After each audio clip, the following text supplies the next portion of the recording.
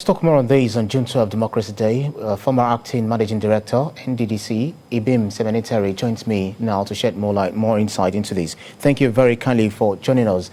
Looking at President Muhammad Buhari acknowledging in his speech that this will be his very last Democracy Day speech broadcast, and then looking also at the fact that it's his administration that recognized June 12 as Democracy Day. How would you say democracy has fared under this administration so far? Well, the important thing, and I think that is the first thing we celebrate, is the fact that we are still in a democratic rule. I like the fact that we're gradually moving and inching into a situation where there's some measure of stability. That is, we've been able to transit from government into government into government. So that in itself is gratifying. I think that we will gradually begin to see the last of the vestiges of military rule as we go forward. Heads or tail, if you look at all of the presidential candidates being put forward by all of the parties, we're seeing people who did not previously wear military toga.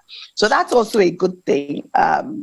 I think that we're going to see a bit more of that going forward. So yes, there's been some progress, some might say measured progress, but the fact that we're able to transit and that we've been able to consistently transit, for me, gives us some measure of hope. To the Nigerian Constitution, some of it, included the Electoral Act and some of the issues that were raised, but other people are asking us to go back to the 1963 Republican Constitution because they believe that recognizes the diversity of this country. Do you also reason along that line? So for me, the important thing is that we're able to look at that constitution and tweak some things. Are there things there that perhaps, there's the argument of regionalism or statism or whichever way you go. I think that at the end of the day, what we want to see is actually us operate the constitution even as it is. Right. Operate a federal system as it is. Because the first thing is, if we're even able to be a true federalism, then a lot of things that are centralized would just, go to the states. I think the biggest problem with Nigeria is that the center is too concentrated. Everything happens at the center. Even things that are not on the exclusive list have become matters for the center. And I think that the first thing we want to do is say, going forward, can this democracy really be what it is? This federal republic, can we operate federalism in the sense that the center becomes weaker and the state stronger? For me, that's the first thing to do, to even operate what exists. I do not think, quite frankly, that we can say as Nigerians that we have truly operated this federal constitution as it should be, this federal government as it should be. I think that right now the center, too much is concentrated at the center.